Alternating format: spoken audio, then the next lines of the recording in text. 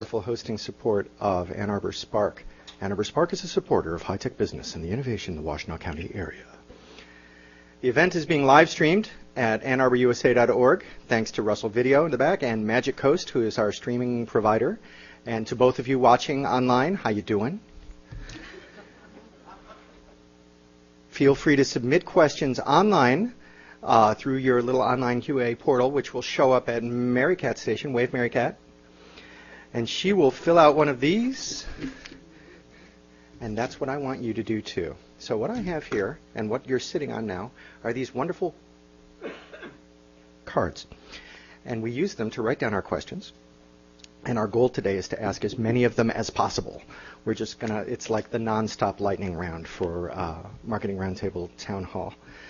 The reason why is because if you want to really get into a topic, these cards, right up there by Charlotte's desk, wave Charlotte, tell you what we're doing for the rest of the season. This is our kickoff of the 2012 Marketing Roundtable season, and this is our season calendar. And we're terribly proud of it, and we're very happy to be presenting it to you tonight. But not at this program. At this program, we're kind of going to cover the waterfront, and the game is Stump the Knights. Ask the hardest questions you got. You ask the easy questions, they're going to go to sleep on me, they're going to miss their appointments. So I only want hard questions. Put them on your cards, get additional cards, get a pen. Ask your friend for a pen. Get those cards moving up here. I've got a couple of softball questions to keep the tempo up, but I'm really counting on you guys out there, and I'm just so grateful that you outnumber us, to get questions coming up here. I'm going to read the question on the air for the benefit of both of the people watching online, and then kick it over to a knight to answer. So for you folks here, we've got some mics on. Can we do mic checks on 4 mics? Check. That's 1. Check. 2. Check 3. 3. Check 4. Oh, yeah. Sibilance. All right, so this is a reminder, more for us than for you, to turn these off. Because what will happen is the phone will ring in the middle of a really good answer to a really good question, and planes will crash. So honestly, turn off your phones or the plane will crash. And now on with the program. These are the 2012 Knights of the Marketing Roundtable. I am thrilled to work with these folks. These are knights of chivalry, of daring, and of expertise. And when I say chivalry, their mission is to raise the level of marketing literacy and practice in and around Ann Arbor. They're giving it away. From 9 to 5, they're selling it. They're not selling it tonight. They're giving it away so that we can all be better consumers of their services. So what I'm going to do is I'm going to go down the line here, and I'm going to introduce the knights and tell you something about each one of them. And this is going to be the salt that starts the questions flowing. Freddie? Thank you very much. He's already asking a great question. Ellen, she's got her pen out. I love you guys, all right? So I'm going to run down the line, and I'm going to start at the far end with our esteemed knight of many years, Jim Hume. Jim was with Fire Branding. Jim's ethos is simplify, amplify, keep going. It's very zen. I like it. On Jim's left, your right, is Chris Kamansky. Chris is with Design Hub in Saline. Chris's marketing ethos is, who can tell you how? Some wisdom to that. And then moving next to Sam Fine. Sam is one of our what do you want to call, founding knights. He's been with us from the very beginning. Chris being the founder of the Marketing Roundtable. And Sam's marketing ethos is summed up in the phrase, concentrate limited resources to maximize results. This is a guy who works with startups, I can tell you. Moving next to Sean. Sean is our immediate past liege of the Marketing Roundtable. Sean, strategy is the Himalayas of marketing. Everything else is the Catskills. I love that. And then to Kim Beeson. Kim is with Move Communications, and Kim wants to always be above the fold. And look what she's done. She's sat in the highest chair closest to the moderator. She's practicing what she preaches. Moving to our front row, we have Paul. Paul Cook is with Q Limited. Paul says, know what you are really selling. What you're doing that's different. No, I mean, what you're doing is really different. This is a man who does differentiation for a living, Paul. And next to him in the red fedora, the inimitable D. Davy. Look inward and outward to move forward. Dig. Kim Kachadurian, whose name I proudly pronounce every month. I believe in ethical marketing. Although great sales can be accomplished with unethical marketing, you spammers out there, once you start down that slippery slope, you degrade your brand, your product, and yourself. Stand up, Kim. Yeah. And then, last and so not least, Janice Milham with Milham Images. The more you see, the more you know. Very visual. All right, so that's the salt. I don't feel like this inrushing tsunami of note cards, so... Thank you, Madam. Madam Sarah kicks us off. What is the best way to internet target geographic areas and special interests? Chris Kamansky. What is the best way to internet target geographic areas and special interests? Well, certainly, unfortunately, we are missing on our panel today the people here are that were supposed to be here from Pure Visibility, or at least the person who are search engine marketing and search engine optimization specialists. But in terms of geographic targeting, well, certainly you can use Google AdWords to just pick whatever territory you want. Like if all of your business is in Livingston County, you can specify that only people in Livingston County will see your ads with Google AdWords. What's the rest of the question? It's special interests. Special interests. Well, then, of course, in geographic and special interests, of course, you build a site that's deep and rich and relevant content, as we often say in our, at least in our company, that is specific to that geographic territory and that special interest. For instance... Something wasn't clear about my question. What if that geographic and special interest is constantly changing? What if your geography and your interest areas are dynamic? What does that do to targeting? Your geographic area is rapidly changing. Well, again, with Google AdWords, you can change that on the fly, from month to month, maybe even more frequently. In terms of the content of your site, I suppose you would have to just keep changing it and changing it. Recently, we had some success with upgrading the content that was in the footnotes of our websites, and that seemed to have quite an effect. I keep meaning to check with the SEO specialists to see if whether we imagined it or whether it was really something that really does have a big effect. But we repeated a lot of key topic names, subject matter, and the locations throughout the site using the footnotes to do that. Created landing pages for specific topics too. That's another possibility for your site as well. And you can even, I would imagine, you could even activate landing pages of specific special interest topics, even special geography, and turn them off when you need to and switch them to other things. There's a wonderful presentation, Madam Sarah, on this topic.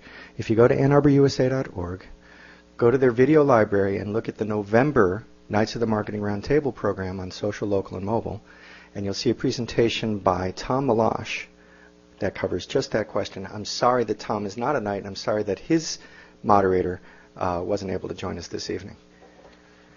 Sorry? It's at AnnArborUSA.org. That's the Ann Arbor Spark website. And what you want to do is click to their video library. You're looking for the November Marketing Roundtable program. It's called Social, Local, Mobile. Excellent question just came in on a card. And it is traditional advertising and promotion dead and replaced by the internet version? Sean? Nope.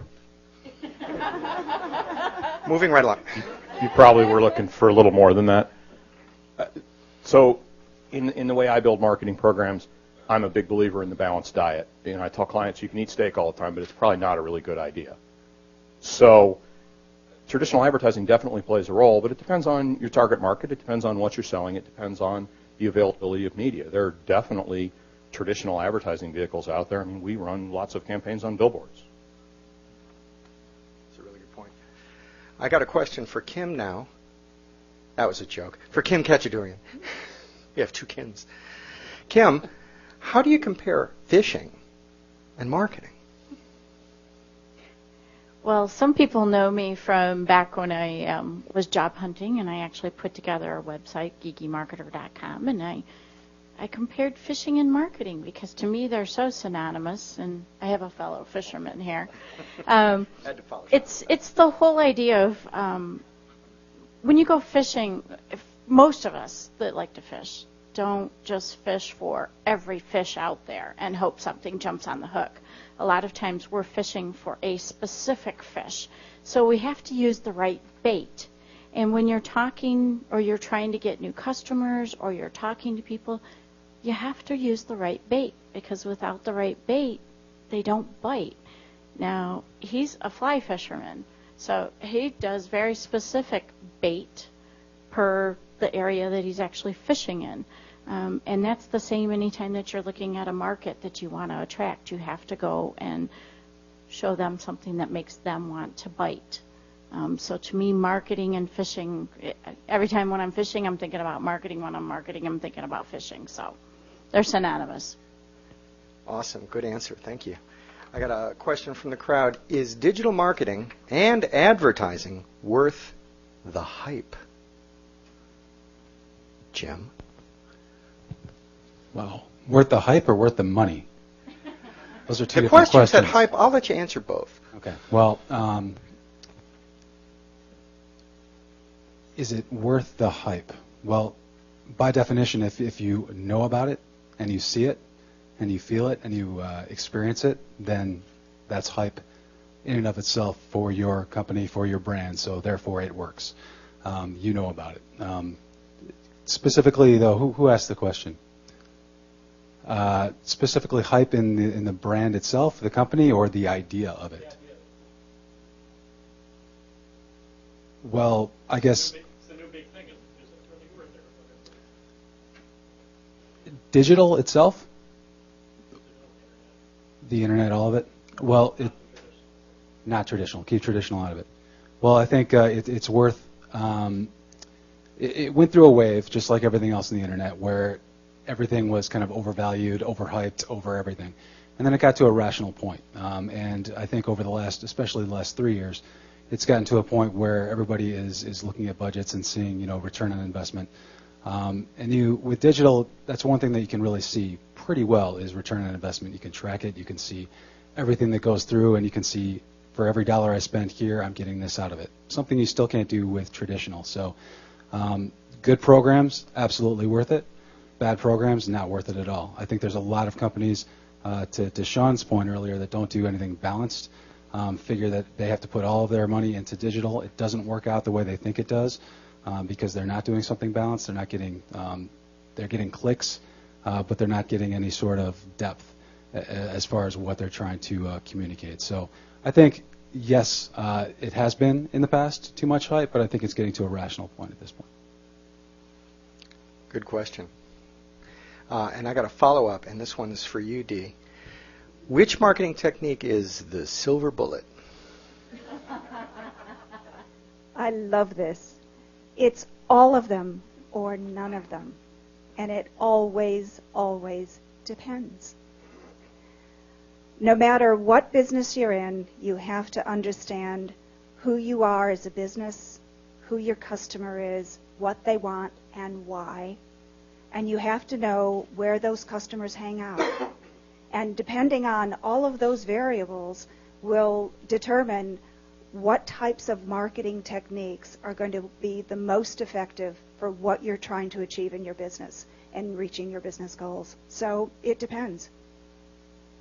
Awesome answer. Thank you. All right, this one is directed at Kim Beeson. Kim, how important is video marketing? Kim, can you tell me about having a CEO or someone else present your message on YouTube or on a link on your website? What's the up? I guess it's just being able to. Oh, is that good? I guess it's just being able to share your knowledge. Say you're a CEO, like at Move Communications with Dawn, who's kind of the face of the company. So you're showing your personality, you're showing your expertise, And I think, people do business with people that they like, so you're seeing people that you could have a good client relationship with. Thank you. All right, now I got one here, and this one is for you, Sam. How do you target more prospects with less advertising dollars? Whose marketing budget went up this year? That's what I'm talking about.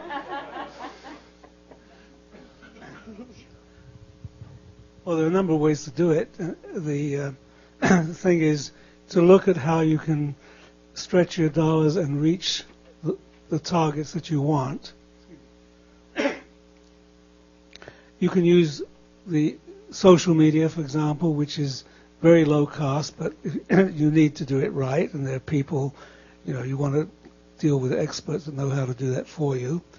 You can use PR, news media relations, where you can target the kind of media that where you think your prospects are, where you have a good idea that there's a concentration of people reading, like the trade media, for example, in any given category.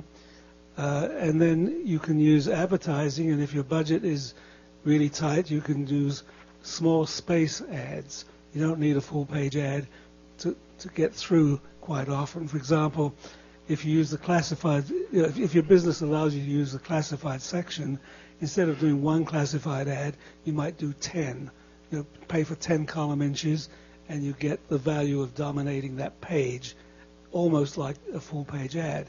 If you were thinking about buying a full-page ad in any magazine, you might instead buy a half-page ad, and maybe across the spread by a single column. And you still bought less space than a full-page ad, but you're dominating 2 pages that way. So it's looking at the media, how you can break it down to fit your budget. And whatever it might be, you may not be, if you can't afford advertising, maybe you use just social media combined with public relations. Excellent, Sam. Thank you. Ray from Ypsilanti, are you watching this? All right.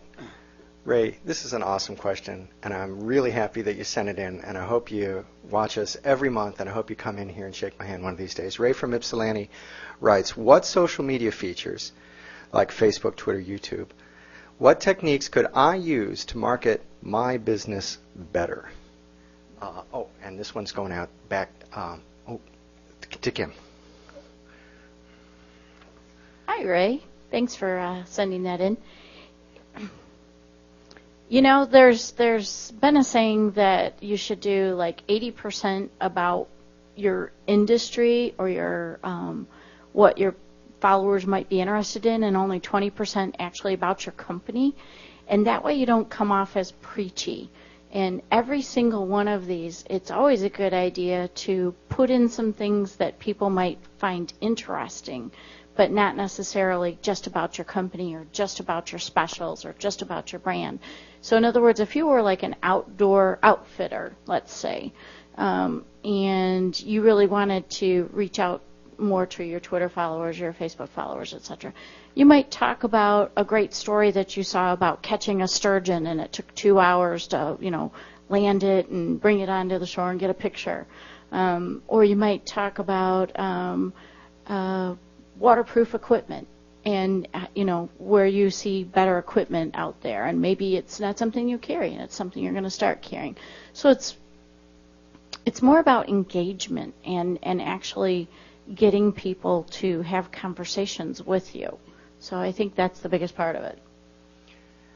If I can be allowed to channel the knights who aren't present here. Ray? Yes, go back to the video program that I told Madam Sarah to go to. But if Scott or if Catherine or Linda were here, what they would be talking about now would be the idea that it's an ongoing relationship that you're building. That what you're doing here is laying the groundwork to raise the water on all of your marketing activities, that it's not point source. Building that community and building that conversation, as Kim pointed out, is creating all sorts of marketing equity for you and for your brand and for your products and services. It's different, say, than placing an ad in a paper where it's one way, where it's not dialogue. What you want to do is encourage dialogue. And Scott, if you're watching now, don't hurt me. All right, excellent question from Scott. this, Scott. How important is putting testimonials on your website? What he wants to know is his preference of word quotes versus videos. Have there been any studies, and this is a market research question, which show these that work to build future client trust? Janice? That's a great question. I would say that when people post videos of testimonials, it's really important to connect with the audience. And sometimes it will take that special customer that will be able to resonate well with that particular prospect, meaning that you look like me, I look like you, therefore I'm more engaged with what you're saying and adding validity to that testimonial. So I would say that, yes, it's a lot more real. You're able to see people's eyes, you're able to see people's emotions, and that's real, and that's visual. Can I get a follow, Paul? Yeah, I'll give you a follow. I think along that point, it's important. Well, I agree with that, and I think part of the question had to do with quotes. Did you mean printed quotes? Yeah. Okay. Testimony, a lot of times that you just have the senior vice president says this about your company or Right. versus an actual video, and sometimes it's difficult to get videos of the senior vice president. Right. So I think the quote can be effective, and off the top of my head, I don't know of any statistics on studies, but I do know there have been studies that they are effective for a lot of the reasons that Janice talked about. They're effective. People can relate to it. I think an important thing is to make sure that it's legit, because I think your audience will also see through, those created fake ones.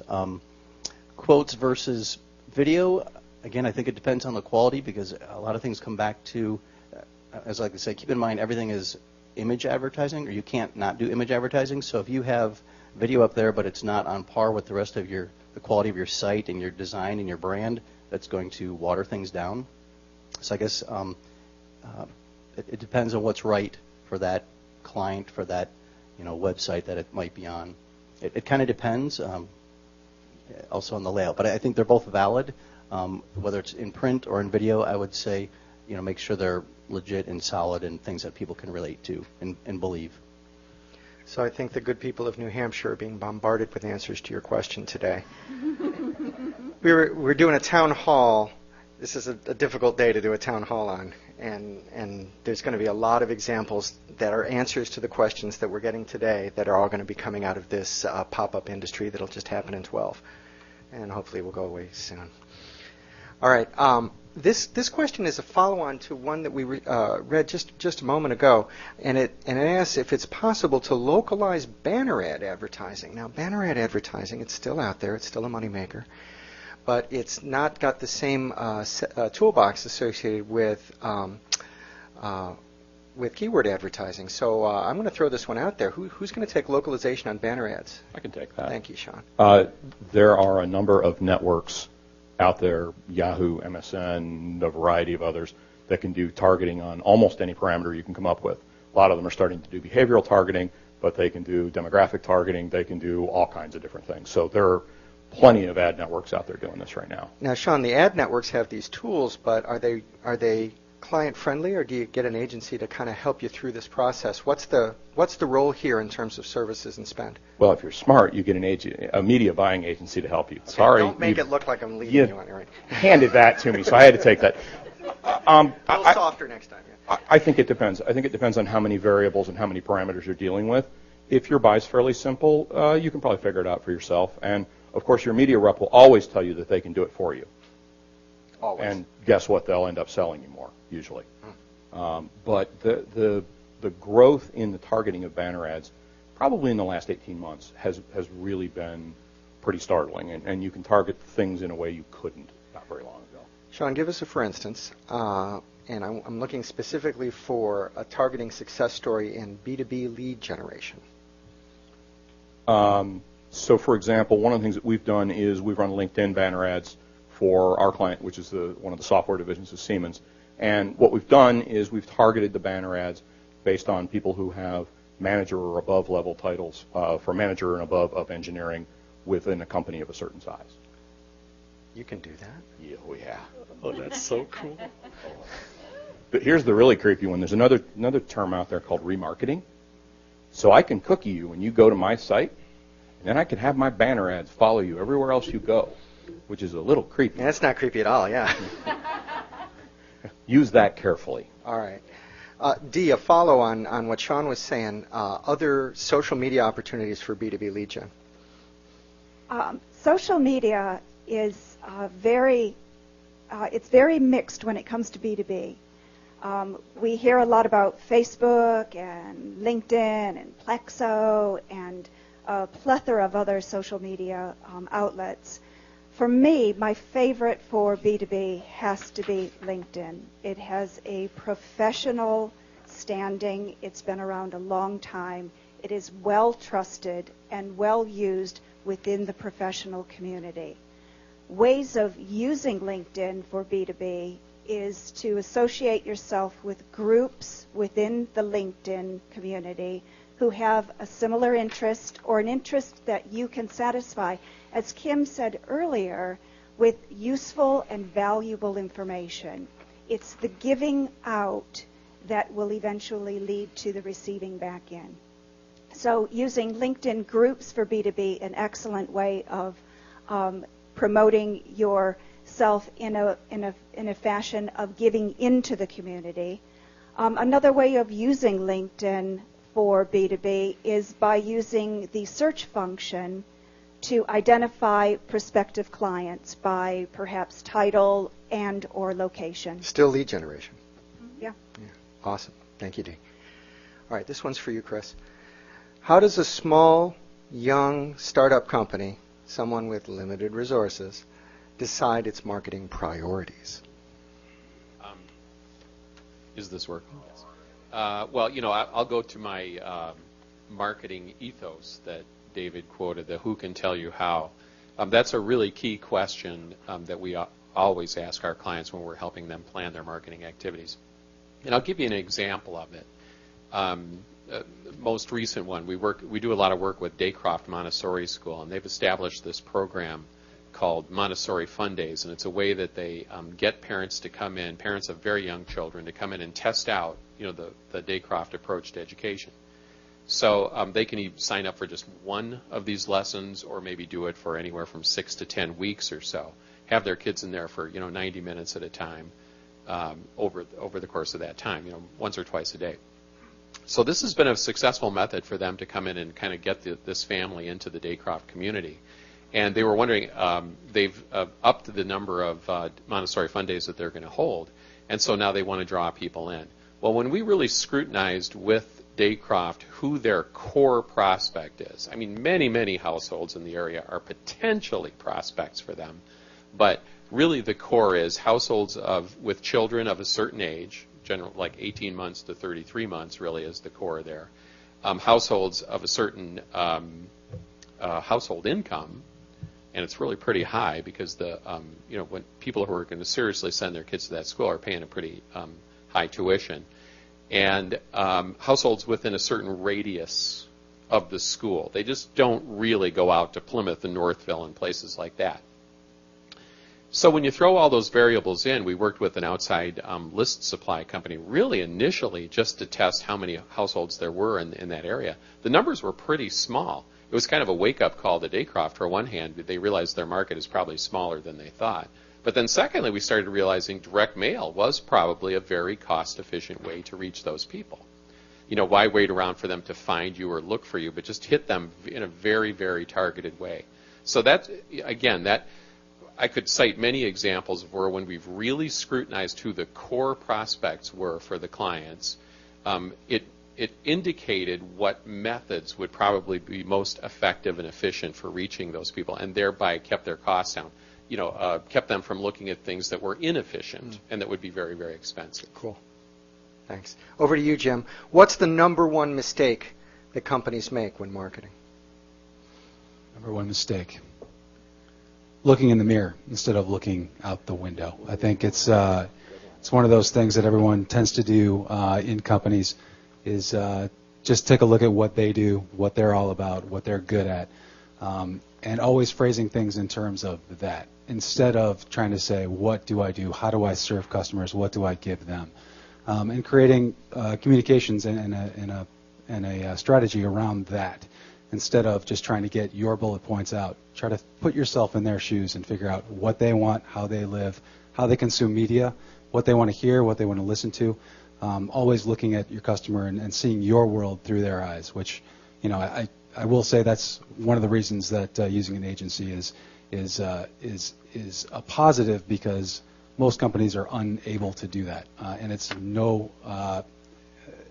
slight on them. It's just something. It's human nature. You just kind of tend to live what you live every day. You think about the things that you're good at. You think about the reasons that you think why you do what you do is better than the next guy, instead of really putting yourself in the shoes of the customer and saying, this is why I exist. Oh, very cool. Thank you.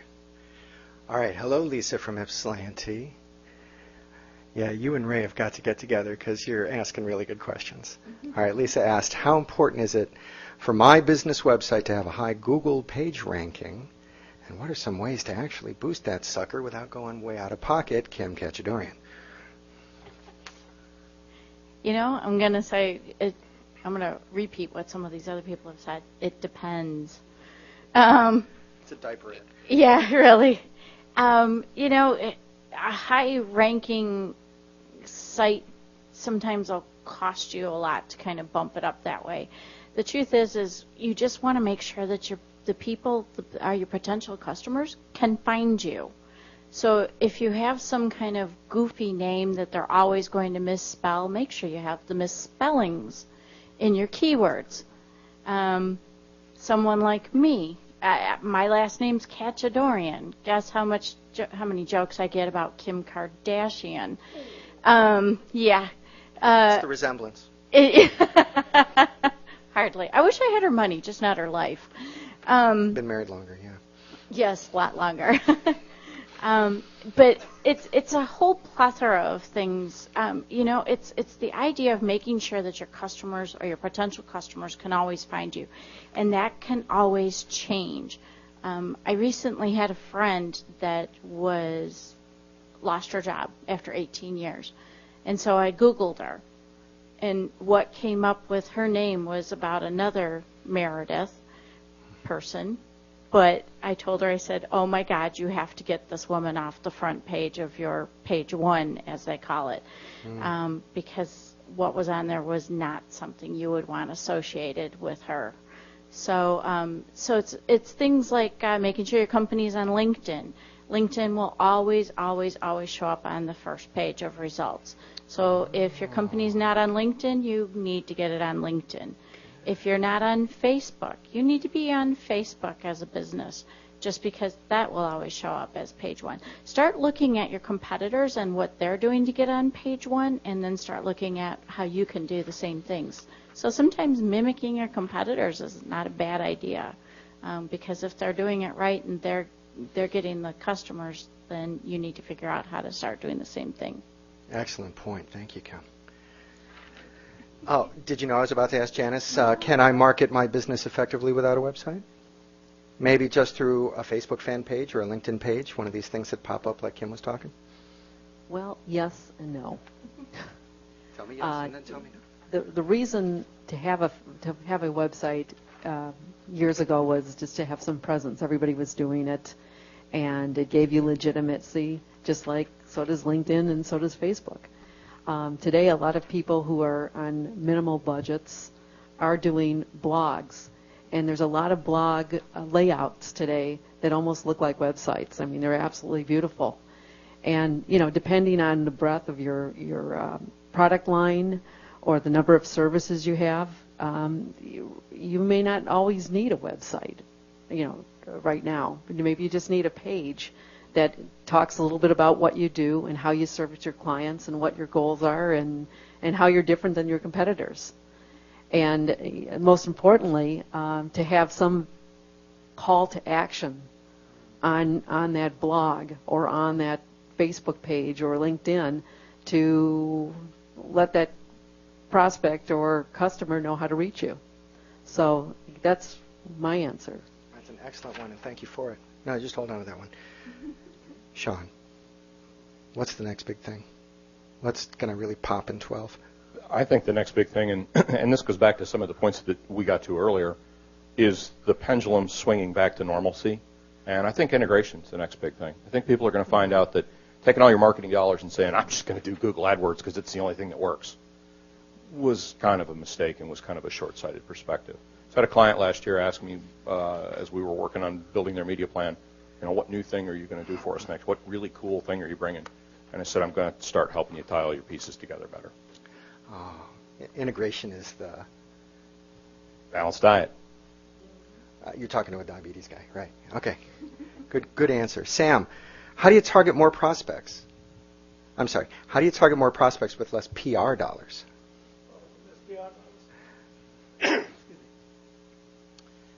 Well, first of all, if you have a small budget, you have to do PR. There's no question about it, because it gives you access to media that you couldn't possibly afford to buy any advertising in.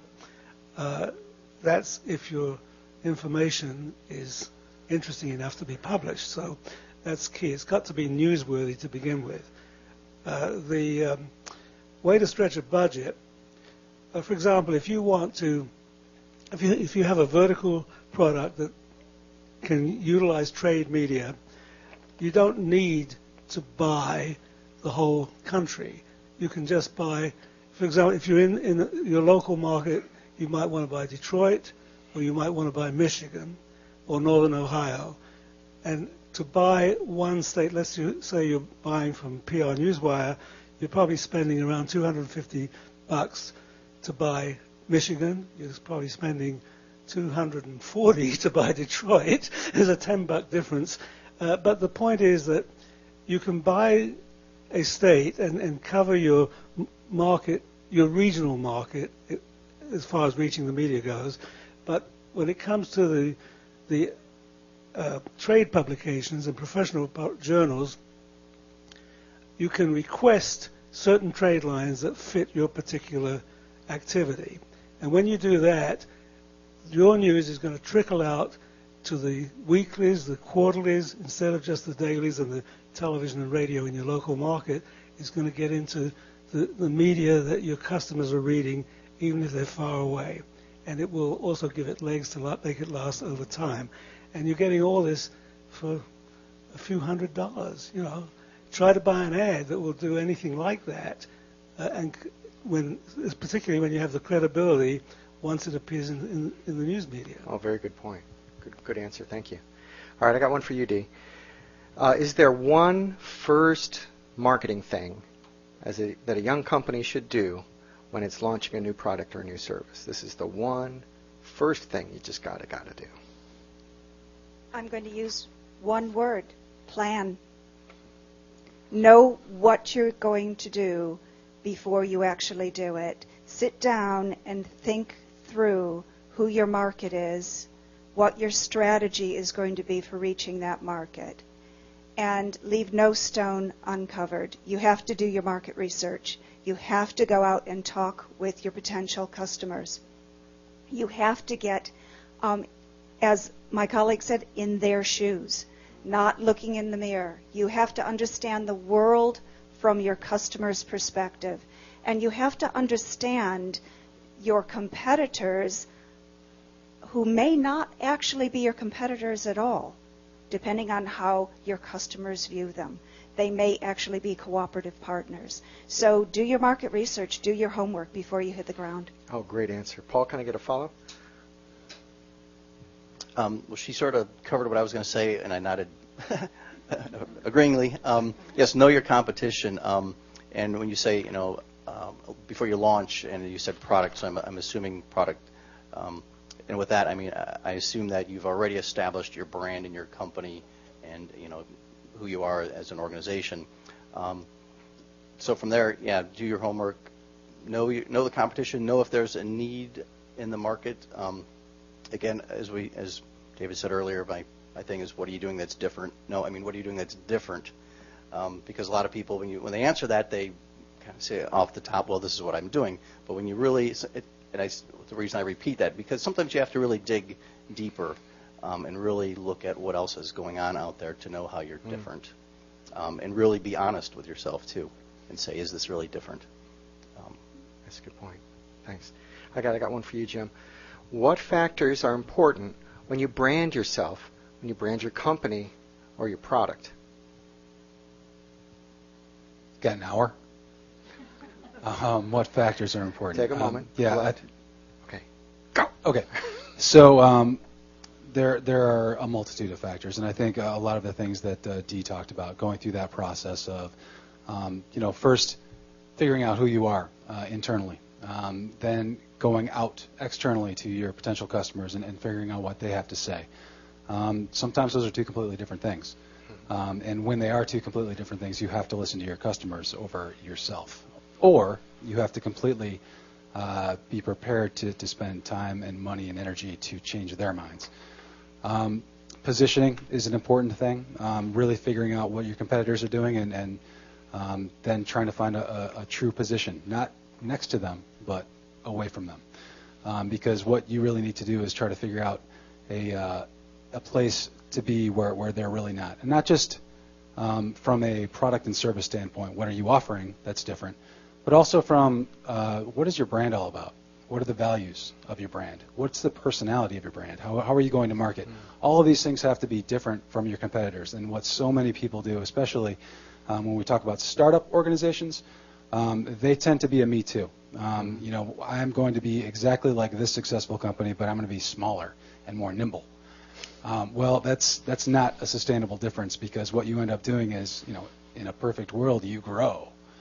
And then all of a sudden, you're just a me too, only you're a worse version than this original was. So from the very beginning, find out what you do differently, and then market yourself in a different way. And just be original, unique, and something that, again, that people want. Very, very good answer. Thank you. Can I get a follow, Kim? Could you repeat the question again? I got to find it now. Factors that are important when branding yourself. The reason I asked Kim is because her December program for Marketing Roundtable was, say it. Branding yourself. So back to AnnArborUSA.org video library for December. That's Kim's program.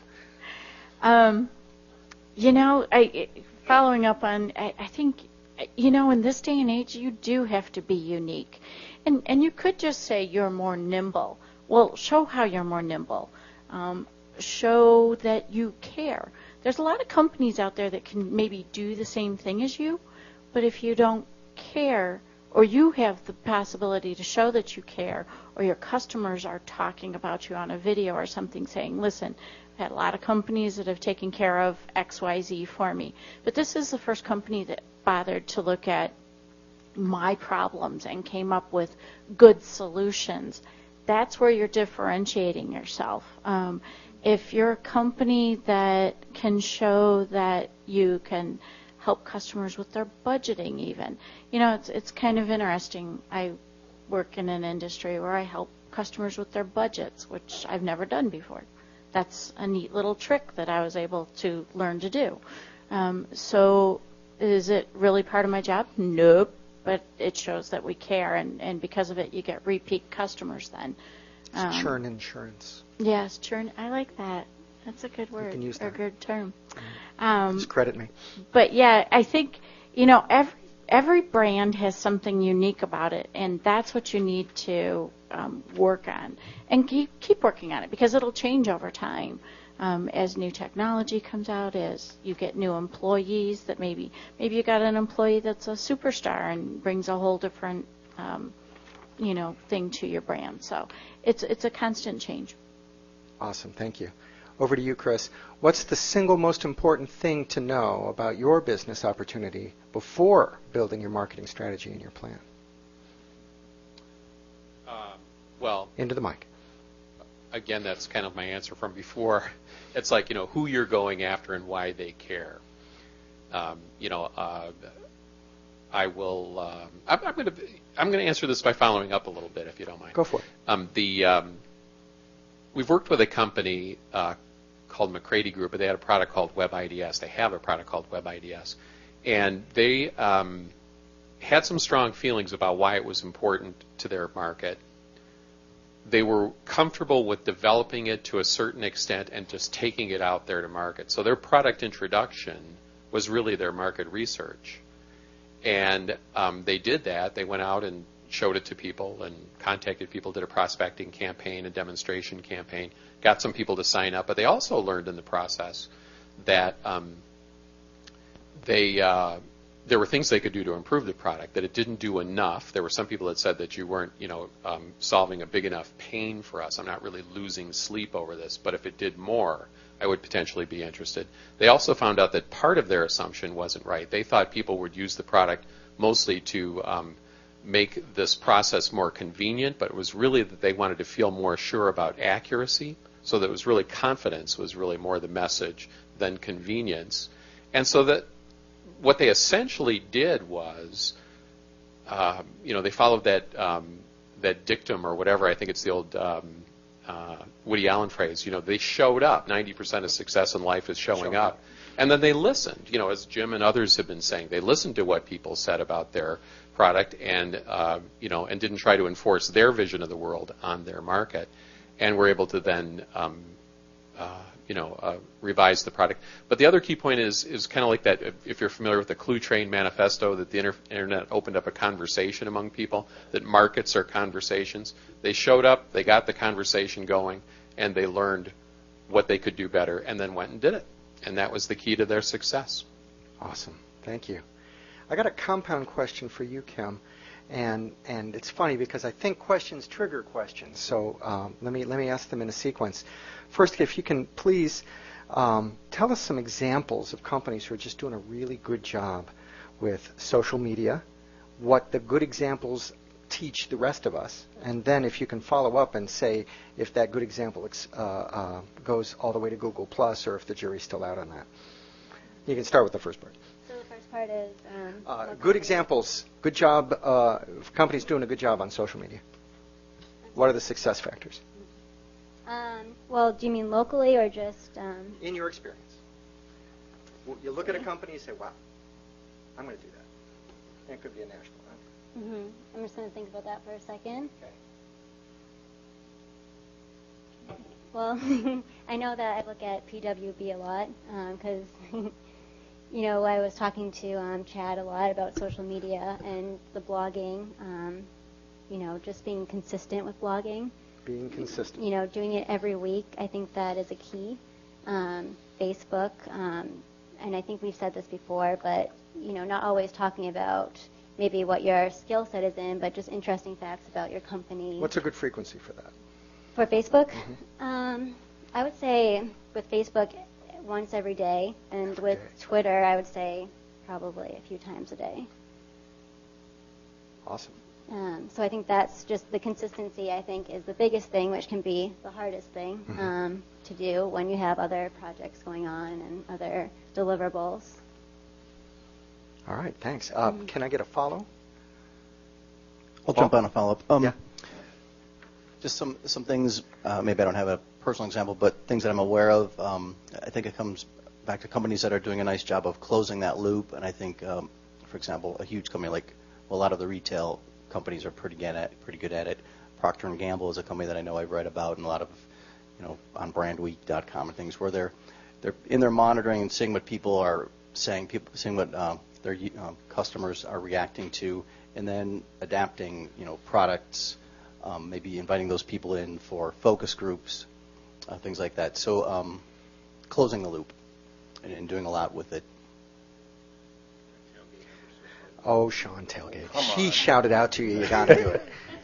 Actually, two that I'd throw out there, because we got into the fishing theme, and I got to take my turn. There are two companies in the fly fishing industry that are both owned by 3M. One is Scientific Anglers up in Midland, and they make fishing lines. And another is a company called Ross Reels, which is out in Montrose, Colorado, That's 3M. who makes reels. They're both owned by 3M. Those two use social media, and particularly Facebook, really, really well. They use it to gather customer data. Hey, what new products would you be interested in? What features do you want in the products that we already have? What's your favorite flyer line? They run photo contests. They give away stupid crap like stickers and get 400 entrants in a Facebook post. So those are two that I've seen that I think are maybe two of the best that I've seen, and especially since Ross has only been part of 3M for about a year now, but SA has for a number of years. But they both And they picked up the Jones right away, or they had that going in? They were okay at it. They got better as they got kind of moved up into the family.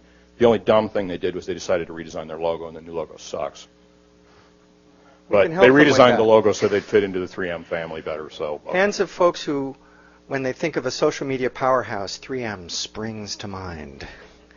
No, that was a shocker, yeah. If I could just tag on the tag.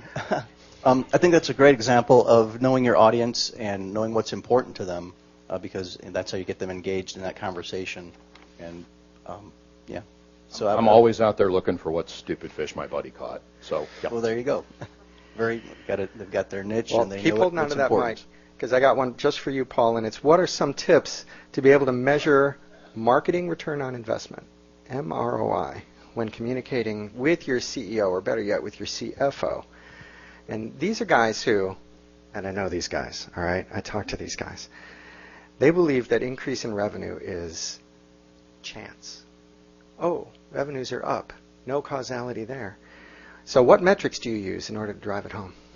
That's a tough question because, as we say a lot, it depends. I think it's important to measure things beforehand. And unfortunately, a lot of companies don't. So they'll jump into a campaign or a project, and they'll think, well, we're going to measure this and see how it did. Well, what are you measuring against? So you've got to take that step, and that's even sometimes more challenging to be able to sort of sell that internally of, all right, we're going to spend the money and the time, because it takes time to do that research and do this up front. Then we're going to launch our project, and then do more research, to see how it all pans out. So getting a baseline in there. I'm sorry? Get a baseline so you know what you're Exactly. Got to have what a you're baseline. comparing against. Boy, as far as selling it to, was it a question about selling it to your CEO? Yeah, well, when you want to spend money, you got to ask, the guy who's got it, the Yeah. CFO, the CEO. I think it's also important to look at, is it related to a specific product launch, for example? Because there might be there's a difference between doing something that's just to increase awareness, for your company or your brand, whereas if you have a specific product you're launching and you have a time frame that by the end of 2012 we want this to be the hottest new thing in the market, you've got, again, a plan like we've been talking about, and I think you need to go in with with that vision for how this is going to unfold, and build the rationale behind it. And I think hopefully if they'll understand the logic behind that, they'll buy into it. I think you just have to build that case, build that argument with solid reasons for what you're going to do and a solid plan. All right. Sorry, I had to beg to tailgate. Something that we've all talked about here, and you've kind of heard it over and over again, is a plan. So I teach at Washtenaw Community College. I teach marketing, beginning marketing, and I always tell the students, there's the 4 P's of marketing. They've been around since the 1960s, but I tell them there's a 5th P, and I'll stress it over and over again, and that's purpose. And knowing your purpose before you even start the campaign. Are you looking to increase your Twitter followers by 20% over the year? Are you looking for 500 new sales leads and hopefully, 2 of those become customers? You need to know how long your sales lead time is. I worked with one customer, it's 18 months for his product. So we didn't really have results for 18 months to know whether any of those converted into sales. So it's that whole purpose thing, knowing what you're looking for. Yeah, 18 months. It's tough, and what he does, that company just happens to sell the most expensive sensors in the world. They're on fire suppression equipment and stuff, so they're good for 18 years, so they're very expensive. Yeah, it takes a long time to sometimes convince people they need it into their system. But it's the whole idea of, if you don't know the purpose behind your ROI, why are you bothering? Yeah, why bother indeed. Mm-hmm. All right, I got one for you, Dee. Do consumers buy your product, or do they buy your brand? They're buying a bit of both. And they're buying something in addition to that, and that is a resolution to a pain or a problem. They're looking at it, again, from their eyes. They are trying to satisfy a need, a desire. They're trying to make their life easier. They're trying to make money. They're trying to do things quicker. They're trying to get ahead of their competition. That is what they're buying from you. Any ways that they can satisfy those requirements. Sam, can I get a follow? And then I got a follow for you. Can I just go back for a moment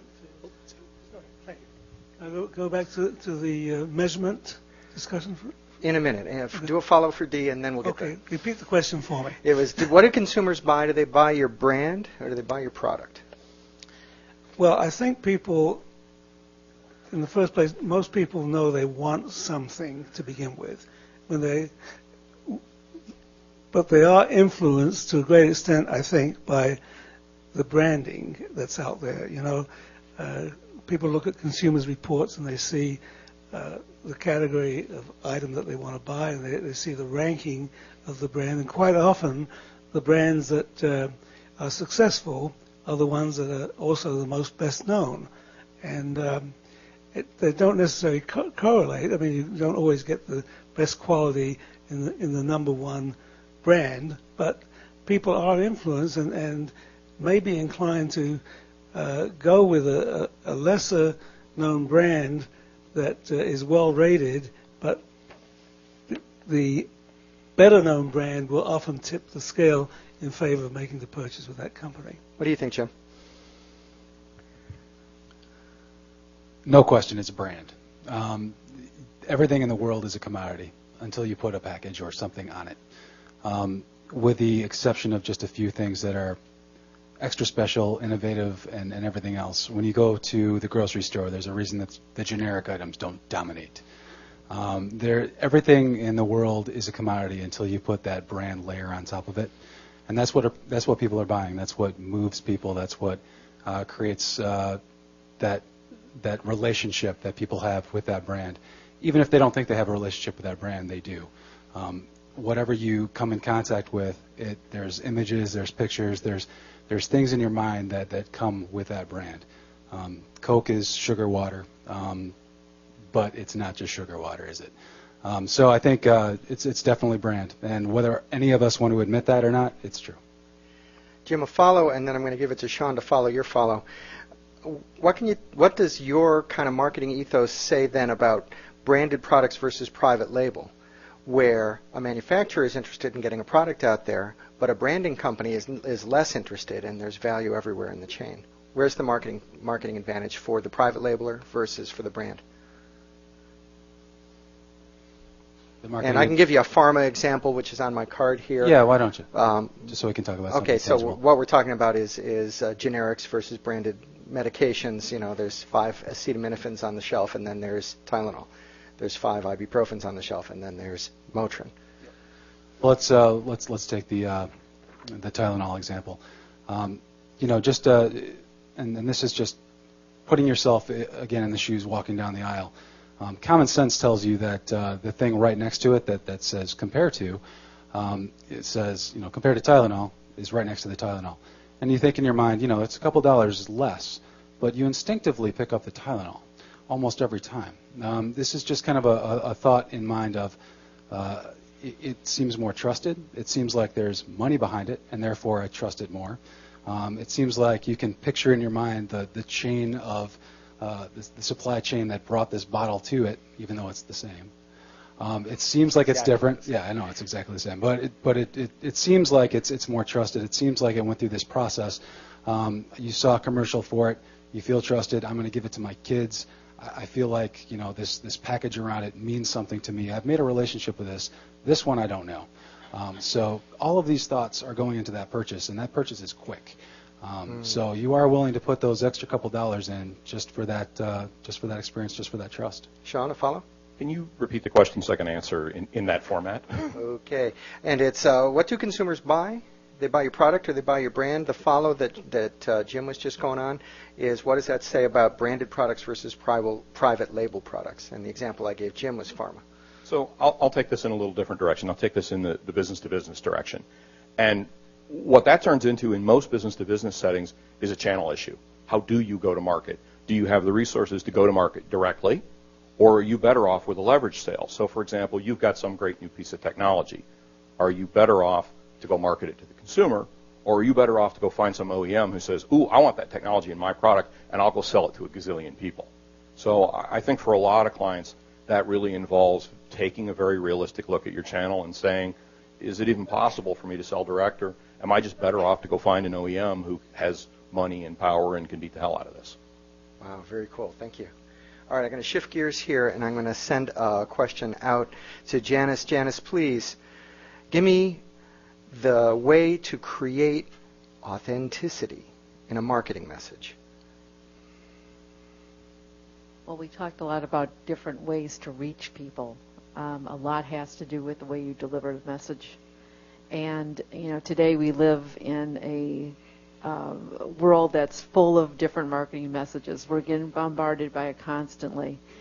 And in any kind of marketing communication, you need to be able to say it in few words as possible to get your message. Whether that's a tagline, whether that's something that resonates well with the audience you're talking to. A lot of times it can be just a visual. I just read an extensive article by Marketing Profs, and they were talking about some of the new trends for 2012, and one of them was just putting a picture of yourself on your blog so people can identify the face and, your brand. Another thing that people are doing right now is putting very short clip videos, and, sometimes that's going to be something that's going to resonate. Could you give me the question again? The question is how do you create authenticity in a marketing message? And this is kind of following off of what Sean was telling us about the power of brand versus channel. Right. And if you're following from Jim's argument about making a decision very quickly, authenticity is going to be an accelerant to that. Right. And also going back to the whole idea of testimonials and being able to get somebody back, like a customer or somebody who's used your product or service to get up and validate, who you are and why they're working with you. And that's kind of key. All right, awesome. Thank you very much. All right, I got a question now for Sean. Sean, one thing that I should be doing that's going to move the needle. I think the one thing you should be doing that's going to move the needle is looking at the things you're not doing. You're probably missing something. You're probably imbalanced in your marketing program, and there's probably something you're not doing that you should be doing. How do I know what I don't know? I think it goes back to what a lot of people on the panel have said. Oh, okay. Know your audience. If there's something, so for example, if you go out there and you find out that a lot of your audience is on LinkedIn and you're not, start doing that. And again, it sometimes seems like it's obvious, but I find a large number of marketers who've got one big thing that they just sort of missed. I mean, for example, we do some work with a medical practice that's in the plastic surgery side of things. They weren't doing Facebook. Guess what? Look at the demographics. You couldn't find a possible better fit. That's where your target market is. And sure enough, once we introduced that to the mix, it made a big difference for them. So I think the one big thing is the one thing you're not doing. Awesome. Thank you. All right, I got one for you, Kim Beeson. Can you give me some tips, please, for effectively conveying in copy my marketing message? So we've talked a lot about visuals and about video. I want to hear about copy, good old copy. Okay, well, I'm going to reiterate something that was just said, but knowing your audience, you have to know who you're speaking to when you write something. So then some general tips from there is just to be short and concise. And also very important, getting back again to your audience, is what can they get out of it? Not just what you want them to get out of it, but what will they actually take away from your copy? I think that's the most important thing. And then also just getting attention with catchy headlines, visuals like we talked about. And then I know also there's certain mediums that you can use to get people's attention. For example, using an iPad for a sales presentation, or using animation, something that's flashy to really get somebody's attention and say, oh, I want to see what you have to say. So I think those are kind of the keys there. Are there changes in the face of some of the new media and new media integration challenges that we see, that you're doing things in copy that are different than have been done in previous marketing epochs? I would say that, shorter. A lot of people now with Twitter, you just want to skim. You want to get your message as quickly as you can on the go. I think that's kind of the fundamentals right now is how fast can I get it and just being on the go. All right, I'm gonna throw out an omnibus question here, and I want everybody to go down the line and tell me. I want to build now a really good bibliography, a bibliography that deals with marketing, one that covers the waterfront. I want internet marketing, and I want copywriting. And so what we're going to do is we're going to build a greatest hits here with the knights that are present of a good bibliography, because there's not one person who knows the entire shelf. Just give me the ones that are most important to you, and we'll start with you, Janice. I would say blue ocean strategy. That's a great It's going after the things that others in your field are not. Kim? Oh boy. Dee, give her a rescue. Keep thinking, Kim. For me, well, no, I mean, I don't read books as much anymore because I want that fast, quick read. So I'm constantly online looking at things like Mashable. Mashable is a great bibliography item. Yeah, and different PR websites. I'm pretty much constantly online anymore, so all of my things would come from there. Dee? I'm going to take you back to the basics with Malcolm McDonald and strategic market planning. Go back to the basics. I totally agree with going back to the basics, and often, how about Marketing 101, that old college textbook? Brush that off every now and then. Back to basics. It's sometimes things get so big and so many ideas, and just go back to 101. So Marketing 101, for me, a personal favorite is Brand Channel, because there are a lot of brandchannel.com. There are a lot of just stories and examples, and it's all over the. It's industry wide, so there are a lot of interesting things, and it might be something specific about marketing or social media, so you can kind of grab onto the things that resonate with you. Jim? I'm going to bring up two. A client of mine at Kraft, he taught at Kellogg. He wrote a book. It's called Kellogg on Branding. It was by Tim Calkins and a few others collaborated. It's a great Bible on branding. The other one I'm going to mention is the Lee Clow's Beard Twitter account. It's awesome. A beard has a Twitter account? Ew. Chris? Intriguing. A lot of people that I run across in business around here are involved in professional services. They may be small companies, nonprofits, et cetera. And I think there's a series of books by a gentleman named Harry Beckwith. They're called like The Invisible Touch, Selling the Invisible, What Clients Love. I recommend those real strongly. I think his first one, as I recall, was Selling the Invisible.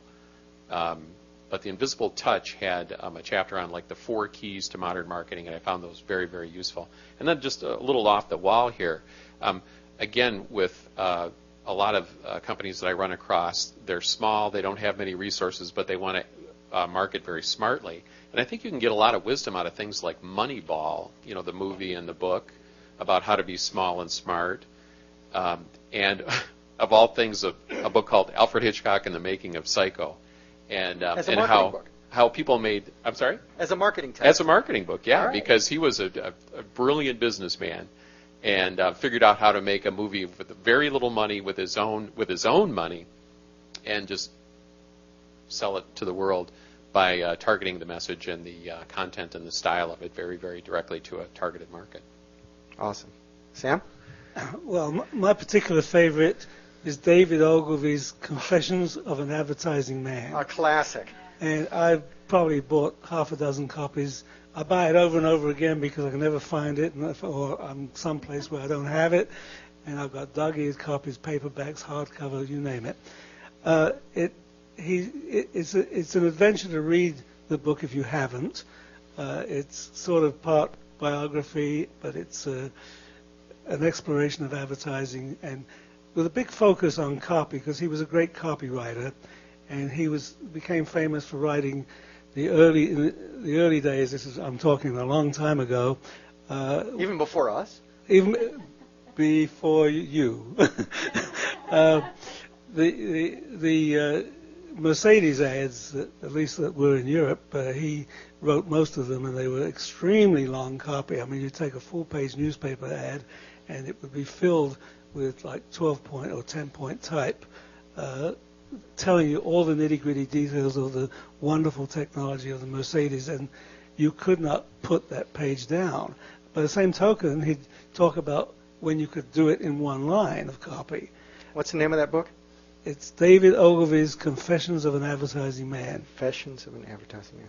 Sean, favorite? So I have one of my own, but I'm going to pile on with an endorsement for one of Chris's. If you sell an intangible or a service, you got to go buy Harry Beckwith's Selling the Invisible. It's a phenomenal little book, and you can read it in an afternoon. I'm going to go old school for mine. One that really influenced me in grad school that I still see today is a communications prof from Michigan State named Ev Rogers, and the book is called Diffusion of Innovations. And it got stolen by a lot of other people later who didn't give him credit, but that's a brilliant book. It's some of the earliest research on how people come to be aware of innovations, and all this idea of laggards and early innovators and all this stuff. They all stole it from Ev Rogers, and almost nobody ever gives him credit. It's a phenomenal book. That's a great marketing. And it was redone. The new edition was put out 5-6 years ago, to kind of keep it a little more relevant. I think it was originally written in the 60s. Yeah. So it's been around for a while. So that's Everett Rogers, Diffusion of Information. Innovation, thank you. And I think mine would be the tipping point from Malcolm Gladwell, Malcolm. because it relates to everyone. You don't just have to be in the marketing industry. It's relatable for anyone. All right, I'm going to pile on with two of my own. My favorite, most recent book is Made to Stick by the Heath brothers, which talks about messaging that just screws itself into your target audience's brain. And then for a fellow who did this really, really well and didn't realize it was marketing, the autobiography of Benjamin Franklin. Now there's a marketing genius for you. All right, I want to throw this one out here. This is the last card on my last call round, and we really need to get a read here, gentlemen. Ladies, help me out. Google Plus, give me a thumb up, down, or sideways. I'm getting shrugs from the pros. Recorder down. Okay, we've got a flagging thumb. Thank you very much. I'm so glad we had this time together. I have in my hand these Marketing Roundtable bookmarks. They're up there by Charlotte. And what you'll see here is what these amazing Nights of the Marketing Roundtable will be doing on the second Tuesday of the month for the rest of the year. Chris, if you could grab the mic away from Sam, tell us a little bit about what's coming up next month. Remind me. Oh, it's Build the Plan. Yep. Yeah, we have a panel of people who have developed marketing plans for everything from like one-person operations to household name companies. So the panel hasn't met yet to figure out how we're going to coordinate the different pieces typical of the message, but that's what you can count on. It's going to be all about building the marketing plan, what's most important. Some of the things we touched on today, like how to select your marketing priorities, because chances are you're small, you're young, you're a startup, whatever. So that's what you can expect to get from this session. All right, and one of the things that we'll do as a recurring feature on our second Tuesday programs is we're going to get whoever's the night who's moderating the program to comment on the current state of political advertising. I want to do a shout out on a non-marketing roundtable event, and that is January 31st from 2 in the afternoon until 9 p.m., depending on how much entrepreneurialism you can stand. The annual Collaboration for Entrepreneurship takes over Skyline High School. When I say takes over, I mean there's more startup people there than there were students the day after. So this is at ace-event.org. Learn why this is the preeminent entrepreneurial event in southeastern Michigan, January 31st, the annual Collaboration for Entrepreneurship. That's our show. Thanks again to Russell, to Magic Coast, and to our host and sponsor, Spark. Eat all the food, schmooze among yourselves, take bookmarks home. We are adjourned.